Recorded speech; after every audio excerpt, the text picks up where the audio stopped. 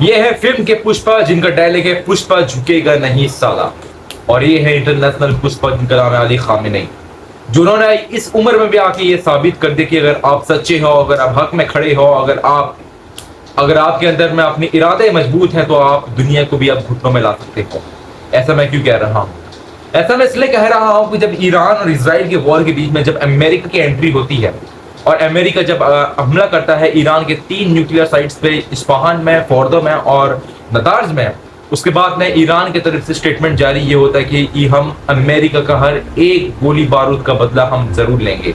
उसके बाद फौरन ही क्या होता है, फौरन ईरान अटैक करता है यूएस बेस में जो कि कतर में मौजूद है, जिसका नाम है अल फतह, जिसका नाम है, उसके ऊपर हमला करते हैं। हालांकि इस हमले में कोई हताहत या कोई मालो जान की नुकसान तो नहीं हुई है, बट ये अटैक किया है। और ये अटैक सिर्फ एक अटैक नहीं रहा, ये अटैक एक बहुत बड़ा अमेरिका के मुंह में तमांचा है, ये अटैक बहुत बड़ा एक अमेरिका के मुंह में मुक्का है। ये साबित कर दिया ईरान ने कि ईरान किसी भी हद में पीछे नहीं हटेगा।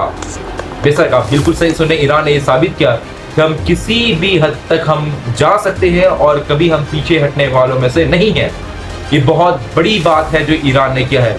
ये यूएस एक बहुत बड़ी सुपर पावर है, उस पर हमला करने से पहले हर देश 1000 बार सोचते हैं कि अगर यूएस ने रिटेलिएट किया तो इसका खामियाजा बहुत ही बुरा होता है। इसका खामियाजा जैसे भी ये सैन्य ठिकानों पे हमला नहीं करते, इसका जो हमला होता है ये बिल्कुल इकोनॉमी को, आर्थिक तौर पे ये पूरी तरीके से देश को नष्ट कर सकते हैं।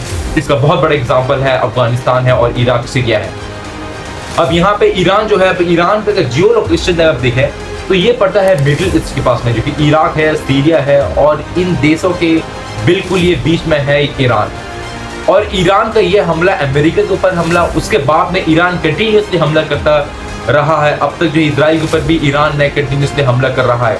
और अभी जो लेटेस्ट जो है बिल्कुल 2 घंटा पहले की ईरान ने अपना जो गद्र मिसाइल है उसको अटैक किया है। आप ये वीडियो भी आप देख सकते हो कि किस तरीके से गद्र मिसाइल अटैक करता है ईरान, और ये सीधा जो हिट करता है इजरायली किसी एक जगह पे, जिसमें जो है ये कहा गया कि 8 या 11 लोगों की मौत भी हो चुकी है। ये बहुत बड़ी संदेश है इजराइल को। अगर इजराइल अपनी अगर शैतानी हरकतों से बाज ना आया तो ईरान से छोड़ने वाला नहीं है। बात कुल मिला के ये है, सैया अगर हम डूबेंगे तो हम डूबेंगे सैया, हम तुम्हें भी लेके डूबेंगे। ईरान का ये बिल्कुल स्ट्रिक्ट स्टेटमेंट है, हम डूबेंगे तो सैया हम तुम्हें भी लेके डूबेंगे। ये ईरान के अली खामेनी का स्टेटमेंट है।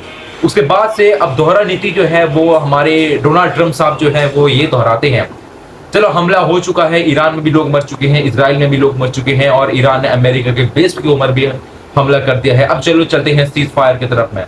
ये सीज फायर जो है बिल्कुल इसी तरीके से है। यहाँ पे डोनाल्ड ट्रंप ये जताना चाहते हैं कि भाई हम तो सुपर पावर हैं, और खास करके डोनाल्ड ट्रंप जो है ये हरकत करके ये अपने आप को एक मोड़ आगे लेके जाना चाहते हैं, जिससे वो अभी आपने बहुत न्यूज वायरल होता हुआ सुना होगा कि डोनाल्ड ट्रंप जो है वो ये डिमांड कर रहे हैं कि मुझे भी नोबेल पीस प्राइज दिया जाए। वाह भाई वाह, इससे बड़ी दोहरी नीति क्या हो सकती है? आप पहले अटैक करो, फिर उसके बाद में सीज फायर के लिए आप जो है वो दोनों कंट्री को मिलाने ट्राई। सीज फायर बहुत अच्छी चीज है, सीज फायर बहुत अच्छी चीज है, क्योंकि इजराइल ईरान की अगर हम जंग देखें, ये जंग सिर्फ 2 देश की जंग नहीं है, ये जंग जो है बिल्कुल ये महायुद्ध हो सकती है, ये वर्ल्ड वॉर हो सकती है। क्योंकि ऑलरेडी जो है वो हम अगर देखें तो इजराइल ईरान के बीच में ब्लॉक बनना तैयार हो चुका है।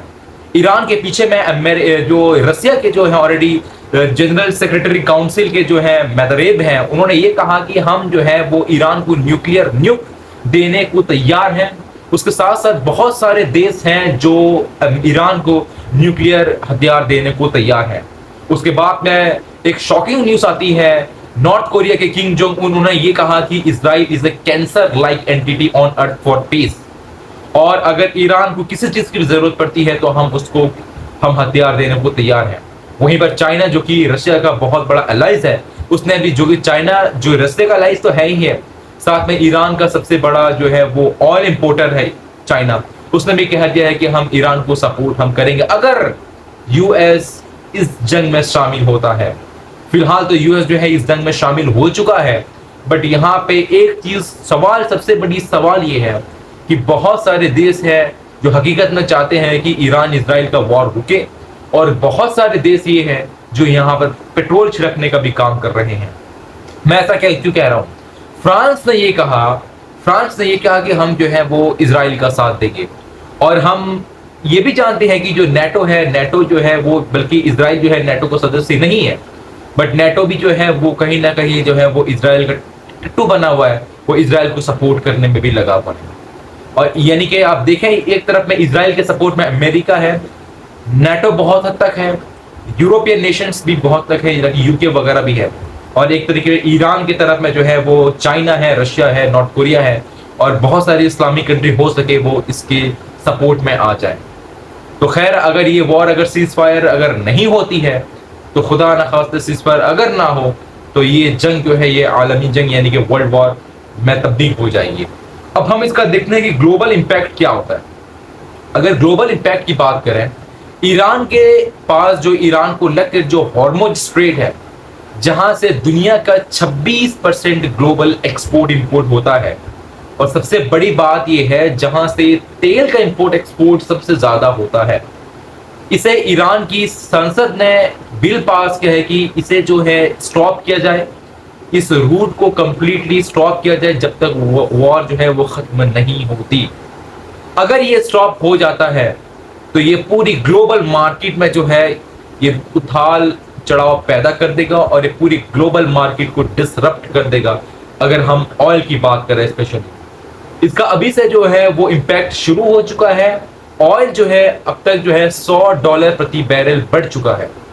उसके बाद में जो है, अगर हम खाड़ी देश की बात करें, स्पेशली ईरान की और जो खाड़ी मिडिल ईस्ट की बात करें, यहाँ पे बहुत सारे लोग काम करने भी जाते हैं। इंडिया से, पाकिस्तान से, बांग्लादेश से बहुत सारे लोग जो है काम करने जाते हैं। उनके जो है दैनिक जीवन में भी इसका असर पड़ेगा, इसलिए कि ईरान ने बहुत सारे लोगों को जो है इंडिया भेज दिया है, और इजराइल में भी जो इंडियन लोग काम कर रहे हैं उनके ऊपर भारी असर पड़ रहा है, क्योंकि मिसाइल का अटैक वहां हो रहा है। तो ये हो रहा है कि जब वंस एयर स्पेस खुलते ही जो है वो सारे लोग भारत लौट आएंगे।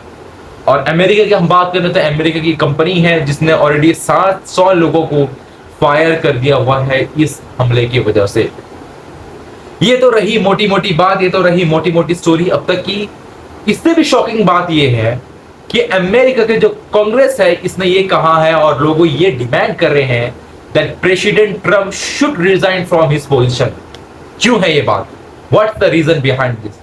क्योंकि अमेरिका के जो आर्टिकल 1 है उनकी कॉन्स्टिट्यूशन की, वो ये कहती है कि कोई भी अगर अमेरिका किसी भी इंटरनेशनल जंग में कूदता है तो उसे कांग्रेस से जो है वो जो परमिशन लेना पड़ेगा, कांग्रेस उसे डिमांड करेगा, कांग्रेस को अप्रूव करेगा। पर यहां पर डोनाल्ड ट्रम्प ने without taking the permission from the Congress, उन्होंने डायरेक्ट वॉर को जो है लॉन्च किया ईरान के ऊपर में, जो कि एक उनके अमेरिका के खुद की एक बड़ी वायोलेशन है।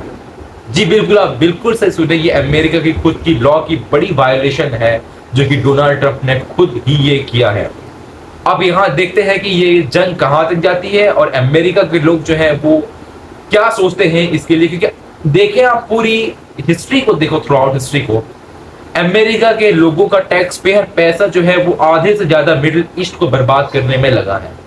This is a very fact. Afghanistan उठा के देखें, इराक उठा के देखें, सीरिया उठा के देखें, और पाकिस्तान को जिस तरीके से अमेरिका ने फंड करते हुए आया हर इलीगल कामों में भी इवन, तो इस तरीके से साफ साफ जाहिर ये होता है कि अमेरिका के लोगों का जो है टैक्स पेयर पैसा जो है वो पानी में जा रहा है। ये बात जो है अमेरिका के लोगों को सोचना बहुत जरूरी है, जो कि बहुत सारे लोगों ने अफगानिस्तान वॉर के बाद ने ये सोचा भी था और ये बिल्कुल ट्वीट भी किया था कि हमारा टैक्स पेयर पैसा जो है ये फालतू में जो है ट्रम्प और इसके पहले प्रेसिडेंट रहे वो बर्बाद कर रहे हैं। हम ये आशा कर रहे हैं कि ये ईरान इजराइल की वॉर जो है ये जल्द से जल्द रुक जाए, और अगर ये ना रुकी तो बहुत इसका खामियाजा सबको भुगतना पड़ेगा। पर हम ये दुआ करते हैं कि ये रुक जाए और फिर से एक दुनिया जो है एक अपने सही रास्ते पे आ जाए विदाउट जंग के। कि इसके बाद अगर जंग स्केलेट होती है फिर से, तो ये बहुत ही बुरी जंग होगी और इसका खामियाजा पूरे दुनिया को इसको भुगतना पड़ेगा।